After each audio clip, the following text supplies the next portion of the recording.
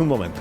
3 historias para empezar el viernes. Delcy libera presos. Presume de hacerlo por iniciativa propia y como gesto para consolidar la convivencia. No los llama presos políticos, pero viene a admitir que su régimen ha estado encarcelando disidentes, solo por ser disidentes, durante años. Hay españoles entre los liberados que se espera que lleguen esta misma mañana hasta nuestro país. El gobierno celebra las excarcelaciones, aunque sigue sin llamar a este régimen por su nombre, que es régimen dictatorial. La candidata andaluza, María Jesús Montero, le hará hoy los coros al señor Junqueras y ensalzará que su gobierno ha pactado con la oposición independentista catalana 5.000 millones más de euros para esta comunidad autónoma, sin haber pactado nada antes con el resto de los territorios o gobiernos autonómicos. Junqueras se exhibe como ideólogo del modelo de financiación para todo el país, después de ser recibido ayer en la Moncloa como si no estuviera inhabilitado todavía como malversador, o sea, autor de un delito de corrupción. Y declara Feijóo hoy ante la jueza de Catarroja como testigo por videoconferencia. La magistrada le quiere preguntar por la información que le fue facilitando Carlos Mazón durante la tarde de la Riada. La audiencia provincial en Valencia ha rechazado la petición de archivo que formuló la ex consejera Salomé Pradas. Bueno, lo primero son los excarcelados en Venezuela. Los presos políticos son 100. El cálculo más bajo sobre el número total de presos políticos que hay en Venezuela es de 1.000. Otras fuentes hablan de 2.000. De momento se procede a la liberación de 100. Dice, pero si no había presos políticos en Venezuela, ¿no? Pero no era un régimen perfectamente democrático, revolucionario. Y todo eso era propaganda de los gusanos y de la ultraderecha y de la oposición y de no sé qué. Pues mira, para no existir ya hay 100 que han sido puestos en libertad y cuya lista completa pues espera que se facilite en algún momento. Si se conocen algunos nombres, hay algunos nombres muy relevantes para la sociedad venezolana. Uno de ellos fue candidato a las elecciones en unas de las elecciones presidenciales que se han celebrado, candidato de la oposición. Otra es Rocío San Miguel, que es la responsable presidenta de una ONG, defensora de los derechos humanos, una ONG que se ha especializado en supervisar o vigilar las acciones del gobierno bolivariano en materia de fuerzas armadas, de seguridad y de defensa, y que fue detenida hace 2 años en el aeropuerto, fue detenida en compañía de su hija, fue trasladada al Helicoide, que es este centro de detención y de tortura, y desde entonces pues no se ha vuelto a tener noticia cierta de en qué situación se encuentra. Rocío San Miguel, también han sido liberados algunos ciudadanos españoles. Rocío San Miguel tiene doble nacionalidad, creo, venezolana y española. También algunos nacionales españoles, aquellos 2 vascos, ¿se acuerda usted de aquella historia? Aquellos 2 vascos que estaban de vacaciones en Venezuela y que fueron detenidos por el régimen, y se cansó Maduro de decir que es que pertenecían al CNI, pero además trabajaban para la CIA y estaban reclutando mercenarios para intentar asesinarle a él y a Delcy Rodríguez. Oye, tipos peligrosísimos. Bueno, pues de pronto merecen la libertad. ¿Por qué? Pues no lo ha explicado el gobierno venezolano. De hecho, ni siquiera ha sido el gobierno el que ha anunciado la liberación de estos primeros presos políticos. Ha sido el presidente de la Asamblea Nacional, que se da la circunstancia de que es el hermano de Delcy Rodríguez, claro. Y que en otros tiempos pues ha sido ministro también del gobierno de Maduro, por supuesto que sí. O sea que es un altísimo preboste del régimen chavista, un régimen intervenido ahora por Estados Unidos, pero que sigue siendo un régimen represor y dictatorial. Y ha dicho Jorge Rodríguez al anunciar esta decisión que es un gesto que quiere hacer las instituciones venezolanas, el gobierno venezolano, un gesto para consolidar la pacificación y la convivencia de la sociedad venezolana. Considérese este gesto de gobierno bolivariano de amplia intención de búsqueda de la paz. Búsqueda de la paz. Pero no eran todas estas personas peligrosísimas, enemigas de Venezuela, traidores a la República Bolivariana. Y ahora se les pone en libertad solo porque Maduro ha sido secuestrado por los Estados Unidos. Se les pone en libertad porque Delcy Rodríguez es la nueva regente sometida a las directrices de Donald Trump en Estados Unidos. Dice, es un gesto propio. Nadie se lo ha creído, por supuesto.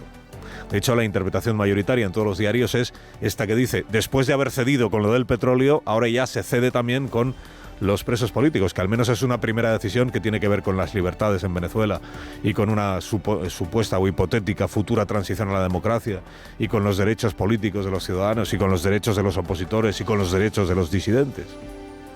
Después de lo del petróleo, esto otro. Por cierto, le preguntaron ayer a Jorge Rodríguez por el acuerdo petrolífero también con el Imperio, con Estados Unidos, el acuerdo energético, y dijo, es que no sé de qué acuerdo me están ustedes hablando, porque lo único que hay es que vendemos petróleo a Estados Unidos, como se ha hecho siempre, vender petróleo. Es una operación de venta, no va más allá. Todo el empeño que está poniendo el gobierno venezolano en fingirse emancipado de cualquier tutela perfectamente autónomo de los Estados Unidos, es un empeño abocado al fracaso, claro, y a la frustración del propio régimen, que además ayer agradeció expresamente a 3 personas o a 3 figuras por la labor que han realizado en estos años para la pacificación y la convivencia en Venezuela. O sea, a la vez que se anunciaba la liberación de presos políticos, se agradeció expresamente, en primer lugar, a José Luis Rodríguez Zapatero, que es verdad que siempre ha tenido un papel o una influencia sobre el régimen a la hora de conseguir gestos de este tipo o medidas de este tipo, la liberación de presos políticos. Se le agradeció a José Luis Rodríguez Zapatero, a Lula da Silva, el actual presidente de Brasil, y también al gobierno de Qatar, que es un gobierno, como se sabe también, escrupulosamente democrático, el de Qatar, y que le encantan los derechos humanos. Bueno, Zapatero, circunstancias cada uno distintas, circunstancias, Zapatero, Lula y el gobierno de Qatar. Claro, con Rodríguez Zapatero, cuyo papel en la liberación de presos políticos nadie niega y ha sido constante en los últimos años, y hay muchas personas que están en España que lo están gracias a la mediación o la influencia de Rodríguez Zapatero sobre Maduro y ahora sobre los hermanos Rodríguez Gómez, que son Delcy y Jorge. Su papel a la vez es un papel discutido por la oposición, claro.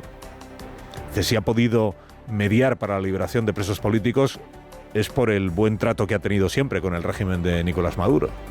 ¿Hasta qué punto ha contribuido a la liberación de presos políticos y a la vez ha contribuido a que perdure el régimen opresor durante tantos años en Venezuela?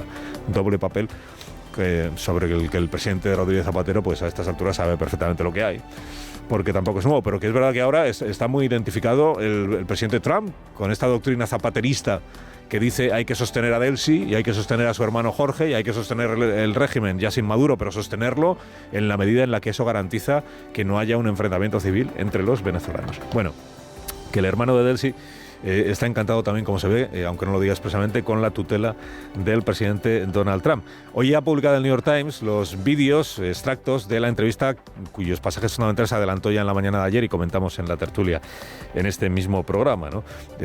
Donald Trump explicando cómo va a recibir a Delcy Rodríguez, calcula él, incluso cómo es posible que visite Venezuela en los próximos meses. El hermano de Delcy es el que está justificando las cesiones de Donald Trump, que según le contó el presidente estadounidense al New York Times, podría durar esa intervención en Venezuela años.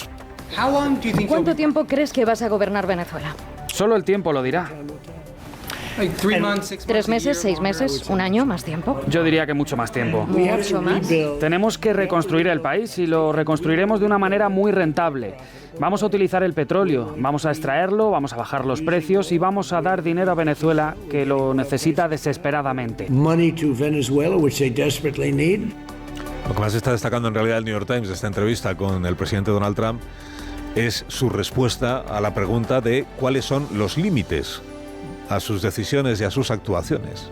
Si es que existe algún límite. Los periodistas le preguntaban pensando en la legalidad internacional, pero les ha respondido Trump con toda franqueza que el único límite que existe es su propia moralidad, que lo único que podría detenerle a él o disuadirle a él de tomar alguna decisión es su propio criterio moral. Oiga, ¿y la legalidad internacional? Dice, no, si yo la legalidad internacional no la necesito. No la necesito porque como yo no quiero hacer daño a nadie, soy yo el que decide. El mensaje que, como se supone, pues ha tranquilizado muchísimo a todo el mundo. Bueno, en la política doméstica española, papelón hoy para María Jesús Montero, candidata del Gobierno a la presidencia de la Junta de Andalucía y que en sus ratos libres ejerce de ministra de Hacienda y de vicepresidenta primera, y que entre sus asuntos pendientes, que tiene unas cuantas asignaturas pendientes, la principal, la presentación de presupuestos, con la que todavía no ha cumplido, pues está la presentación de un modelo de financiación autonómica. Hoy va a comparecer María Jesús Montero, vamos a ver, porque hay algunas crónicas de personas que suelen estar bien informadas que dicen que tampoco hoy se van a conocer todos los detalles del modelo de financiación. Pues si no es hoy, ¿cuándo va a ser? En realidad, a lo que sale María Jesús Montero es a que no parezca que todo el modelo de financiación es cosa de Oriol Junqueras. Ayer el gobierno le cedió el protagonismo, le cedió que fuera él quien diera por bueno el modelo que él mismo ha diseñado y que el gobierno le acepta, incluyendo el famoso principio de ordinalidad en la interpretación que quiere hacer Oriol Junqueras de ese principio, que es la menos izquierdista, la menos solidaria, la menos progresiva de todas. Es la interpretación esta del principio de ordinalidad que dice, oye, si yo aporto más que tú no puedes estar por delante de mí en los servicios que recibes, en los recursos que recibes del Estado, ¿no? Si Cataluña es la tercera comunidad que aporta porque sus ciudadanos son más ricos y por tanto tienen más renta, no puede ser que otra comunidad autónoma reciba más solo porque son más pobres. Este es el principio de ordinalidad, según Oriol Junqueras, y que según Oriol Junqueras le ha comprado el presidente del Gobierno de España, Pedro Sánchez. El eslogan al que se van a agarrar, naturalmente, es este eslogan tramposo que dice: pero si nadie va a salir perjudicado, si va a haber más dinero para todos. Es un buen modelo de financiación, es un modelo de financiación en el que nadie pierde y en el que todo el mundo gana, y sobre todo quien ganan son los servicios públicos, los hospitales, las escuelas, el tejido productivo, los trabajadores, las empresas, las familias. ¿Quiénes ganan? Quería decir Oriol Junqueras. Dice, claro, si se recauda mucho más que nunca, pues hay más dinero a repartir que nunca. Dice, y eso permite que todas las comunidades autónomas reciban un poco más. Si todas reciben más de lo que recibían, pues ya han ganado todas. Dice, no, oiga, si el modelo de lo que se trata es de los criterios para repartir lo que en cada momento hay para repartir. No de cuánto tenemos por recaudación y cómo eso nos permite dar más a todos, ¿no? ¿Cuáles son los criterios para repartir? Y el criterio que, al parecer, esta mañana María Jesús Montero tiene la oportunidad de explicar desde su posición izquierdista, muy izquierdista, porque ella era muy izquierdista, sobre todo en su juventud, ¿en qué consiste esto del principio de ordinalidad? ¿Y cómo se come esto de que las comunidades que tienen mayor renta, o sea, las comunidades más ricas porque sus ciudadanos lo son, siempre tengan que estar por delante en recibir recursos del Estado, por delante de aquellas comunidades que tienen menos renta? Es decir, cómo las comunidades con menos renta tienen que resignarse a que siempre estén en el furgón de cola de los recursos que reciben del conjunto del Estado. Y a las 9:30 de la mañana declara como testigo el señor Feijóo en la investigación de la jueza de Catarroja respecto de la gestión de la Riada, no porque el señor Núñez Feijóo esté imputado ni tenga una responsabilidad directa en nada de lo que ahí se hizo, sino por lo que pudiera saber con los WhatsApps que recibió, con el intercambio de información que se supone que le fue facilitando el señor Mazón. De hecho, los WhatsApps ya fueron adelantados y publicados en prensa la semana pasada. ¿Qué información tenía respecto de la información que a su vez tenía el presidente de la Generalitat Valenciana? Que es lo que la jueza está investigando, es hasta qué punto las decisiones que se tomaron fueron responsabilidad última de un Carlos Mazón que estaba perfectamente enterado de cuál era la situación, por mucho que su gobierno alegue que estaba en una situación de desinformación por culpa de los organismos que dependen del gobierno central. Noticia también de ayer que la Audiencia Provincial de Valencia rechazó el recurso que había presentado Salomé Pradas para que se archivara la causa y que, por tanto, encuentra razones más que suficientes para mantenerla imputada.